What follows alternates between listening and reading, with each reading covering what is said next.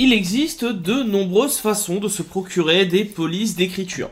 Il existe 3 sites que les gens ont tendance à utiliser, mais certains vont avoir des avantages et des inconvénients que les autres n'ont pas.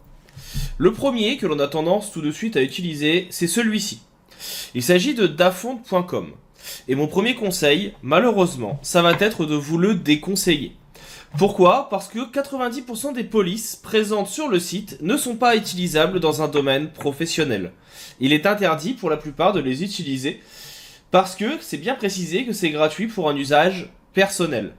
Toutes ces polices, si vous les utilisez dans un projet professionnel, pour une marque ou même pour un de vos projets à vous, eh bien, peut vous mener au procès. Et la personne qui a créé la police pourrait très bien vous attaquer pour contrefaçon.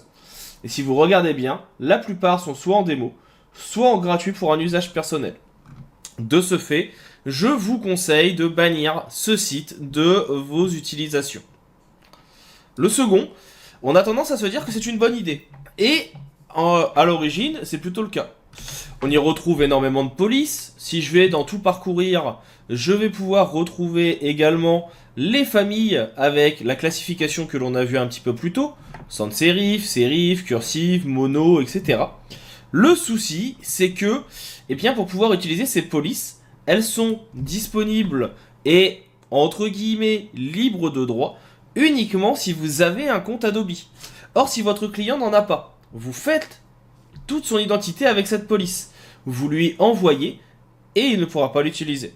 Donc il faut bien faire attention à ce que le client ait une licence Adobe lors de la finalisation du contrat. Le fait que vous, créateur, en ayez une, ne lui donne pas de facto le droit de créer avec également. Il faut automatiquement qu'il prenne un abonnement. Enfin, le dernier site qui est assez intéressant, c'est tout simplement Google Font, qui lui contient un grand nombre de polices libres de droit. Alors bien sûr, ces polices ont également des licences. Il faut aller les lire, il est important de le faire.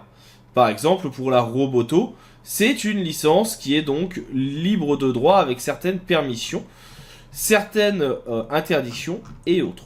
Bien sûr, c'est le cas pour tous. Donc faites bien attention à ça. Prenez le temps de lire les autorisations, les interdictions et ce que vous avez le droit de faire ou non. Maintenant que l'on a vu cela, on va pouvoir passer à la suite. On va pouvoir passer à la première étape maintenant de réflexion sur un prochain logo. C'est la partie veille. Mais avant ça, je vais bien sûr vous présenter le sujet dans la prochaine vidéo. Quel va être le type d'entreprise sur lequel on va travailler pour venir créer un logo.